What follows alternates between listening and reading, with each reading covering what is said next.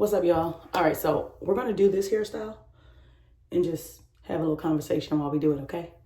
Let's go. Straight out the shower.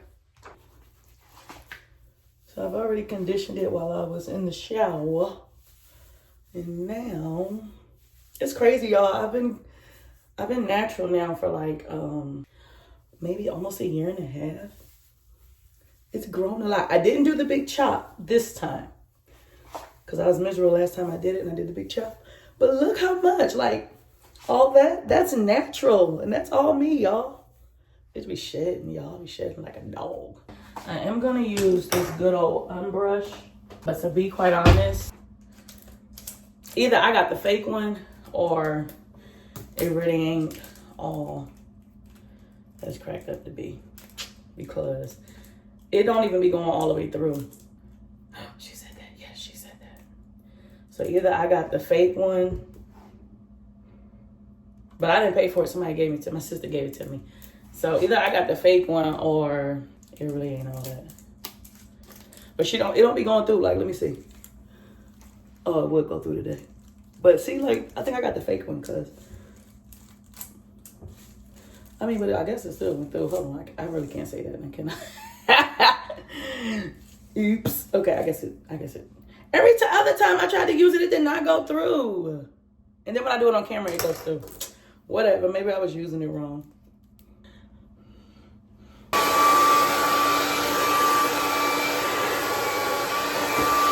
like to put it as far back as possible so that when I get to the back, there is a lot less to do. I don't know how them girls be doing in here with all that makeup on. Ain't no way. Unless my makeup is already done, I ain't doing no makeup just to do it here. Nah, boo. All right, so we're gonna let this be. I feel like it should be 2, but I'm gonna make it 3. We're ready for some color, baby. Color, baby. All right, so I'm gonna hold it up so I can show y'all what I do. That would probably be too thick. Let me feel ya. That might be good. This spring, baby, it's time for some color. Y'all might notice during the winter, I kind of calm down with my colors. Like, the season truly does inspire my hair color and styles, because during the spring and summer, I'm like bright, baby, bright. And then during the winter, I'm like, winter just feels like professionalism. It's just like let's just be professional. That's what it feels like to me. All right, so now what I do, you can't see this because it's on my chair. I break it up into 3. Now, real hairstylists, they have a whole stand where they like do this, have it all set up. I am a beauty school dropout, so not a high school. That's what I say, high school dropout. Not a high school dropout. I'm a beauty school dropout. But you know what? That's even a testimony too, even with high school. So let me tell you what I hate. You see this? I done went to the what's it called? The beauty supply store, but I go to the one in the hood, because the one in the hood, they got our stuff. They got what I need. I can't find what I need up here. And if I do find it up here, it's one store and they try to like charge triple the amount. Ain't nobody doing that. Anywho, but when we go to the hood, look, it's taped. This is what I gotta do just to open it. This is some nonsense. I got to do this. Let me see, can you see the side? Just to get the lid off. This is some nonsense. But here's the thing. I will be a forever customer because they have the products I need at the price I need. So anyway, like I was saying, since we just chatting it up a little bit, my high school, let me tell you how good God is, right? Because I gave my life to the Lord. I'm going to have to definitely put a filter on this. I gave my life to the Lord as a teenager, y'all. I was about 16. I had my mom, she got us up out of Philly because I had a baby at 13. And Debbie was not feeling that. My mom is now gone, but Y'all would have liked her. She was the bomb, y'all. Okay, so anyway. So I had a baby at 13. And so I when we went to West Virginia, in my senior year, I guess I didn't have enough credits or whatever it is that you need to graduate. So they were like, well, you're gonna have to do I was either gonna have to do summer school or another semester or something, like another school year. And I was like, I hated high school. First off, let me just say that. I hated it because, first off, in Philly, I was popping. I knew everybody, right? In West Virginia, I mean, like, I was newly saved and I took my walk for real. So I wasn't at the parties. Like, I wasn't doing nothing. Folk would call me the disciple. You know what I'm saying? So I hated high school. And although because I had a son at a really young age, I was able to take him with me to school. My high school had a daycare for students with kids. So I was able to take him with me to school, and I was just like, I do not see myself doing another year here. Like, there's no way in the world. So I was like, that ain't happening, right? So what happened is I actually, it was a God thing. Somebody at the church I was at, they had a family member who had just started a program at a college in West Virginia. The college was University of Charleston, right? And so they started a program where you could go and you could take college courses to get your high school diploma. And I was like, okay, I can do that. And so I was able to do that. And I believe, if I'm not mistaken, when I was doing that, I'm not for certain, but I think my son had just started like pre-K or he had just started school or something. So God worked it out to where I was able to go to college, basically, get my high school, finish my high school credits, and then I was able to graduate with college credits and a high school diploma. And so I was able to graduate. I was a little late, but I graduated and got my diploma. Because life don't stop, I had to go walk the dog. This is how far we are. See her? She's looking good. Okay, y'all. So I want to talk about dishonoring leaders. Before you run away. Don't run away.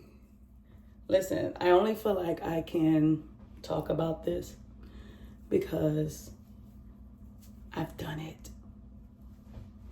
I've done it the wrong way. I've dishonored, and God was not pleased.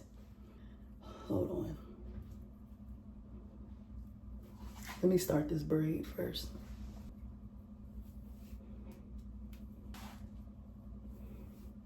So, did I feel justified as to why I dishonored? I sure did. Was I being pursued and killed? All right, this is what I say. Because I believe I still have to cover, you know? Like, it doesn't matter how wrong I was done. You still have to cover because of their position in the kingdom. So, just like David, y'all remember David was under Saul, and Saul was literally like trying to take him out, like throwing, I think it's called a javelin in the Bible, like trying to take him out, trying to kill him. David like, I ain't did nothing wrong. Like, I'm trying to prove my faithfulness to you. I have done nothing. And it didn't matter. It didn't matter. Like, they sung that song. What they say? Saul killed his thousands and David killed his 10,000. Something like that. Baby, from that moment, you know, like Saul was jealous. He just was not happy about it. And so he did not like David. So there were some things done with leaders I've been under. And I've done it wrong, y'all. Like going on Facebook and just laying it all out. And God checked me. God checked me. And I disrespected publicly, and I apologized publicly. Because, well, I apologized to God publicly because even when I made the post, I never put anybody's names. So, I got a message. So the way that with the same energy that I disrespected and dishonored, I also apologized publicly. Because we are to honor our leaders. We are to honor their authority. We really do. We are supposed to. And it doesn't matter how horrible they are to you. Now, here's the thing. If God has called you to be at a place, you got to be obedient to what the Holy Spirit is saying. You got to stay there until God says you can leave. That was me and my husband. Like, God called us there, and we could not leave until God said it was time to leave. And I just knew it's time to go. And my husband was like, no. God did not say it's time to leave. So that's us. Like, God could very well be saying to you, you ain't even supposed to be at whatever ministry you're at. You know what I'm saying? So that's all between you and God. But for those that you know God have called you to a certain ministry, to be up under certain leaders, you have to submit to that authority, even when they are throwing javelins. I think that's how it's called. I think that's what it's called. Even when they are coming for you, like trying to take you out, you got to submit to that authority until God says it's time to leave. Then when we left, I was like, thank you, Jesus. But you know what? I am so thankful for the time we had to be there. Because when I tell you this skin is thick, there is nothing like hands-on training. When you have to get up and lead worship in front of people and you know they can't stand you and you know they're talking about you behind your back and you still got to get up and you may even be criticized in front of the whole church after you finish ministering. But I thank God. I'm so thankful. I couldn't say this at that time, but I'm so thankful because my skin is so thick, y'all. My skin is so thick. And God was prepping me for the doors he's taking me through now. Like, this skin has to be thick to do what I'm doing and where he's taking me. My skin has to be thick. It's got to be thick to set, what's the scripture? To set my face as flint and to not bat an eye. And for when it's coming at me and God says I can give it back, to give it back and could care less about what people think, baby. I'm like, okay, Lord. I didn't understand then, but I'm so thankful now. And here's the thing, y'all. Pastors, preachers, leaders, they are human. They are human. And they deal with a lot. Especially from church people. They are cut. They're talked about. They're criticized. And a lot of them are hurt and broken and don't even have anybody to go to. And so when you are hurt and broken and you have not healed, but you're still called to be who you are, probably going to cut some people. So we got to extend grace. Like, it was a process to forgive, but I forgive, and I actually sympathize, because I don't want to be a pastor. Like, man, The stones that are thrown at pastors, all I can do is pray for you. That's all I can do is pray, because I don't want to walk in your shoes. I don't. And I'm thankful for you. We got to pray for our pastors, y'all. They deal with a lot. They do. And we have to appreciate when we are being treated like David. It don't feel good. Listen, it don't feel good. And if you're like me, like I'm not the type to just take it and not give it back. But even in that season, God was like, shut up and let me fight for you. That whole season, he was like, shut up. And I was like, but Lord, where I'm from, if you punch me, I'm going to punch you back. And he was like, shut up.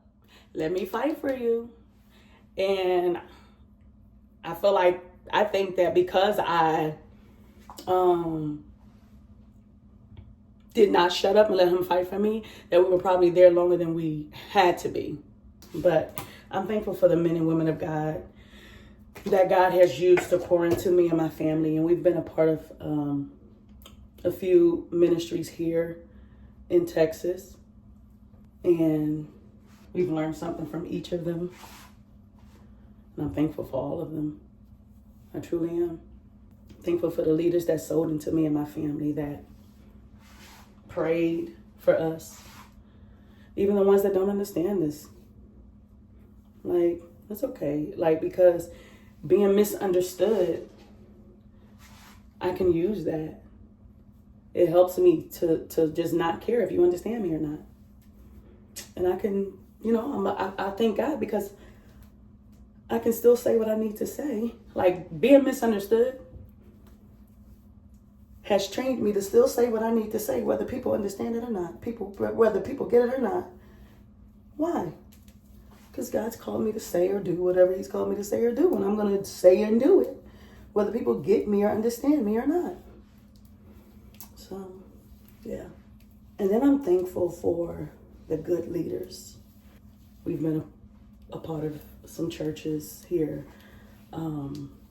Starting out, I'm a name drop, the good churches. Metro in DeSoto, amazing church. Hop, it's called House of Praise. They're not there anymore. I think the pastor's retired. Amazing people, amazing leaders, amazing church. We were a part of a church way in McKinney.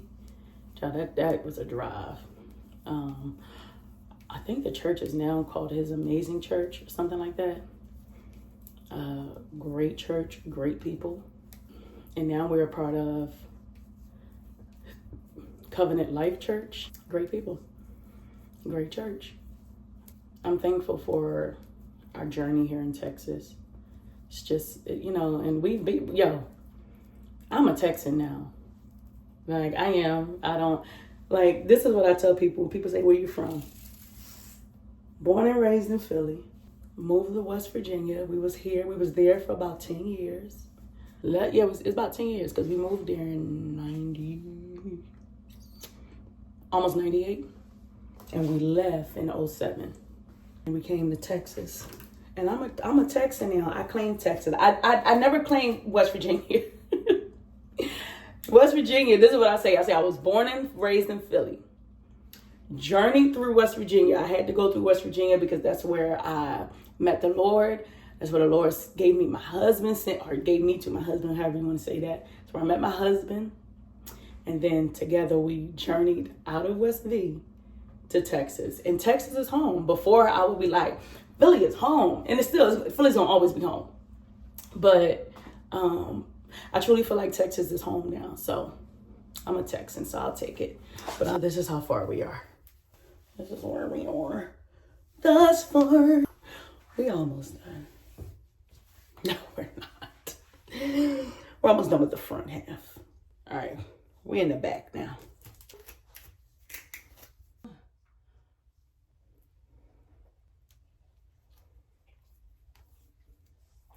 Oh, I'll turn around. I feel like the back is gonna be, I'm gonna finish this quick because it just, for some reason, it's just quicker.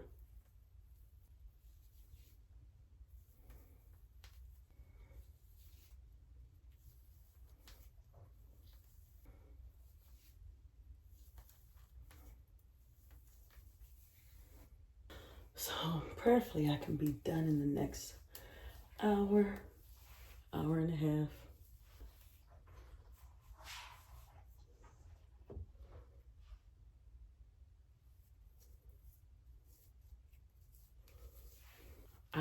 Let me tell y'all what I'm doing because maybe we can back up so y'all can see what I'm doing here.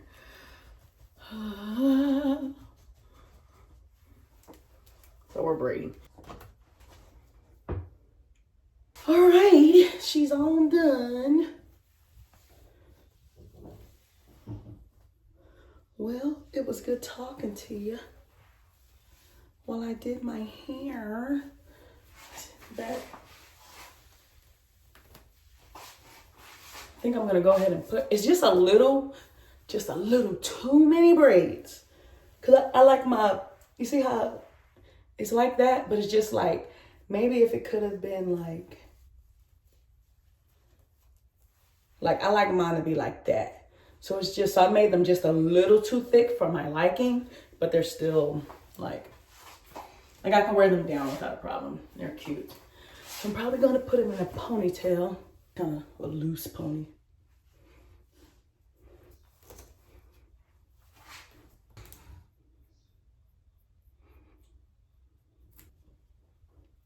I gotta find a better edge control that does not get white on me. But ain't she cute? Ain't she cute? Ain't she cute? Cute. Girl, you cute. Hey, ain't she cute? Ain't she cute? All right, y'all have the most amazing day. Mwah! God bless you.